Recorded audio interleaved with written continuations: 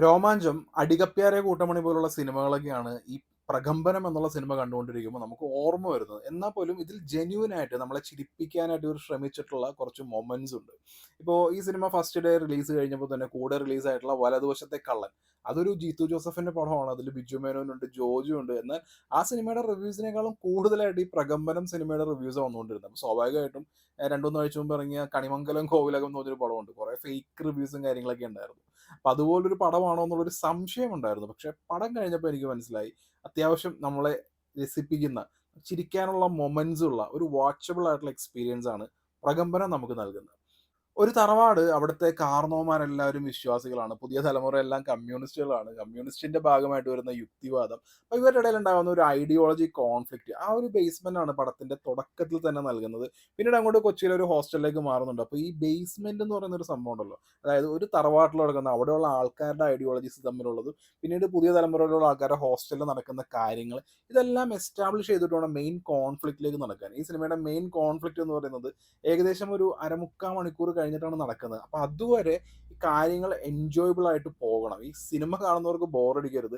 ഈ കാര്യങ്ങളെല്ലാം കണക്ട് ആയാലാണ് പിന്നെ ഈ സിനിമയുടെ മൂഡ് ഇവർ പറയാൻ വരുന്നത്. അതായത് വളരെ ഓവർ ദ ടോപ്പ് ആയിട്ടുള്ള എക്സെൻട്രിക് ആയിട്ടൊക്കെ പെരുമാറുന്ന കുറെ ക്യാരക്ടേഴ്സ് ആണ്. അപ്പൊ അതിനുള്ള മൂഡ് സെറ്റിങ് ആദ്യത്തെ ഒരു അരമുക്കാൽ മണിക്കൂറിൽ ചെയ്യുന്നുണ്ട്.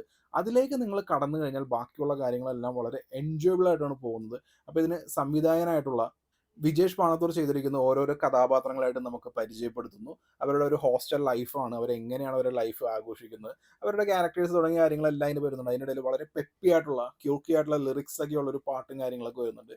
പിന്നീടാണ് ഈ സിനിമയുടെ മെയിൻ കോൺഫ്ലിക്റ്റ് വരുന്നത്. മെയിൻ കോൺഫ്ലിക്റ്റ് വന്നു കഴിഞ്ഞിട്ടുണ്ടെന്നുണ്ടെങ്കിൽ പിന്നെ ബാക്കി കാര്യങ്ങളെല്ലാം സ്മൂത്ത് ആണ്. ഈ മെയിൻ കോൺഫ്ലിക്റ്റ് കഴിഞ്ഞിട്ടുണ്ടെന്നുണ്ടെങ്കിൽ പിന്നെ ബാക്കി വരുന്നതെല്ലാം സിറ്റുവേഷണൽ കോമഡീസ് ആണ്. അപ്പോൾ ഈ സിറ്റുവേഷണൽ കോമഡീസും കാര്യങ്ങളെല്ലാം നല്ല രീതിയിൽ പോകുന്നുണ്ട്. ഒരു പരിധി കഴിയുമ്പോൾ ഈ സാഗർ സൂര്യയുടെ ക്യാരക്ടർ ഉണ്ട്. ആ ക്യാരക്ടറിനെ വെച്ചിട്ട് എത്ര നേരം ഈ റിപ്പീറ്റഡ് ആയിട്ടുള്ള കാര്യങ്ങൾ കാണിക്കും എന്നുള്ളൊരു ചോദ്യം നമുക്ക് പ്രേക്ഷകർക്ക് തോന്നും. പക്ഷെ അപ്പോൾ ഇവർ ബുദ്ധിപൂർവ്വം കണ്ണൂരേക്കുള്ള ഒരു വീട്, അവരുടെ തറവാട്, ആ തറവാട്ടിൽ നടക്കുന്ന കാര്യങ്ങളൊക്കെ ആയിട്ട് വളരെ രസകരമായിട്ട് പോകുന്നുണ്ട്. ഈ സിനിമയുടെ ഫൈനൽ ആക്ട് ഒക്കെ ആകുമ്പോൾ, അതായത് ഏകദേശം ക്ലൈമാക്സ് ഒക്കെ ആകുമ്പോൾ എനിക്ക് സ്വാഭാവികമായിട്ടും ഇങ്ങനെയുള്ള ഒരു സിനിമയുടെ എൻഡിങ് ഏത് രീതിയിലായിരിക്കും എന്നുള്ളൊരു ക്യൂരിയോസിറ്റി ഉണ്ടായിരുന്നു. അപ്പോൾ ഇവിടെ നടക്കുന്ന എല്ലാ ക്യാരക്ടേഴ്സും ഒരു സ്ഥലത്തെത്തുന്നു. അവിടെ നടക്കുന്ന ക്യായോട്ടിക് ആയിട്ടുള്ള കുറേ കാര്യങ്ങളും ഇതൊക്കെയായിട്ട് ഇതിന്റെ ഈ പടം തീരുന്ന, അതായത് ഈ ക്ലൈമാക്സ് പോയിന്റ് ആക്ച്വലി എനിക്ക് നല്ല രീതിയിൽ എനിക്ക് വർക്കായി. ഒരു എന്താ പറയുക, ഈ സിനിമയുടെ മൊത്തത്തിലുള്ള മൂഡും കാര്യങ്ങളൊക്കെ വെച്ച് നോക്കിയിട്ട് നല്ലൊരു എൻഡാണ് ഈ പടത്തിന് നൽകുന്നത്. കുറേ മൊമെന്റ്സ് ഉണ്ട് ആക്ച്വലി നമുക്ക് ഈ പടത്തിൽ വർക്കാവുന്നത്.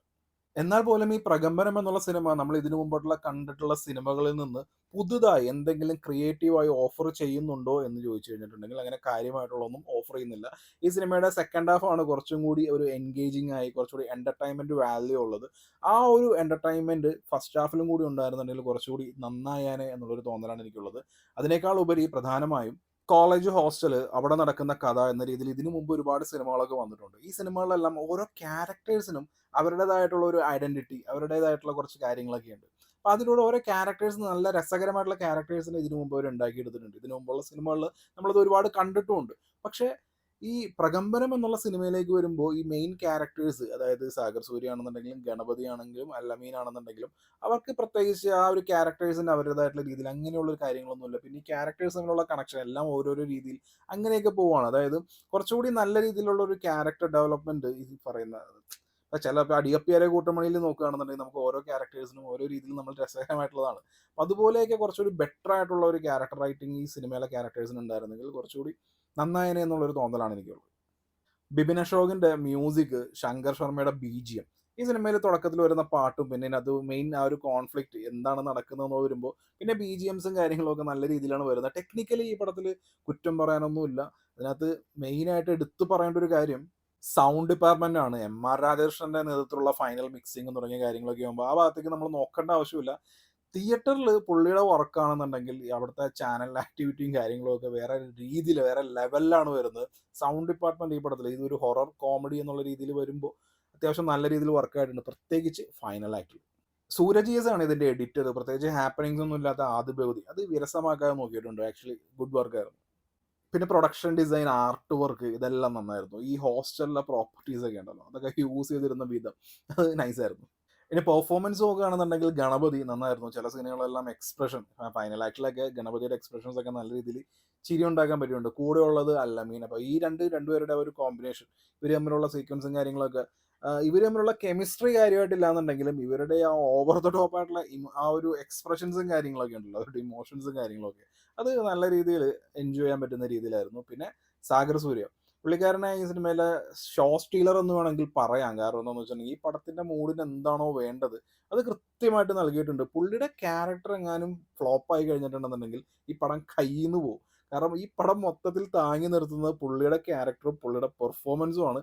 അത് ഈ പടത്തിൽ എന്താണോ വേണ്ടത് അത് കൃത്യമായിട്ട് നൽകിയിട്ടുണ്ട്. അതുകൊണ്ട് തന്നെ ഈ പടം എൻജോയബിൾ ആയിട്ടാണ് പോകുന്നത്. ശീതൾ ജോസഫ് കൊള്ളായിരുന്നു. പിന്നെ ഉള്ളത് രാജേഷ് മാധവനാണ്. രാജേഷ് മാധവൻ ഇതുപോലുള്ള റോളെല്ലാം കേക്ക് വാക്കാണ്. പുള്ളി സിമ്പിളായിട്ട് അങ്ങ് ചെയ്തു പോയിട്ടുണ്ട്.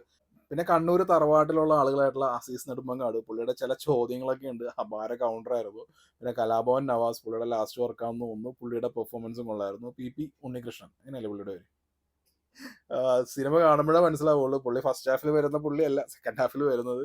വേറെ ലെവൽ പെർഫോമൻസ് ആയിരുന്നു. അതായത് കുറെ ചില കാര്യങ്ങളൊക്കെ നമ്മളിപ്പോൾ റിവ്യൂ പറയുന്ന സമയത്ത് ആ പുള്ളിയുടെ ക്യാരക്ടറിനെ കുറിച്ച് ആലോചിക്കുമ്പോൾ ചിരി വരുന്ന അങ്ങനത്തെ കുറച്ച് മൊമെന്റ്സ് ഒക്കെ ഈ പടത്തിലുണ്ട്. അതായത് ജെന്യൂനായി നമ്മളെ ചിരിപ്പിക്കാനുള്ള മൊമെന്റ്സ് ആക്ച്വലി പടത്തിലുണ്ട്.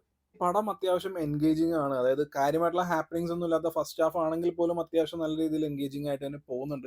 പിന്നീട് മെയിൻ കോൺഫ്ലിക്റ്റ് വന്നു കഴിഞ്ഞ് ഇന്റർവെൽ വന്നു കഴിഞ്ഞ് സെക്കൻഡ് ഹാഫിലേക്ക് വന്ന് അതിൽ കുറെ ഒരു ഹാറ്റിക് ആയിട്ടുള്ള മൊമെന്റ്സും കാര്യങ്ങളും എല്ലാം നടന്ന് പിന്നീട് ക്ലൈമാക്സിലേക്ക് പോയി പടം എൻഡ് ചെയ്ത രീതി അടക്കം അത്യാവശ്യം നല്ല രീതിയിൽ ചിരിക്കാനുള്ള കുറച്ച് മൊമെന്റ്സ് ഒക്കെ ഉള്ള ഒരു പടമാണ് പ്രകമ്പനം.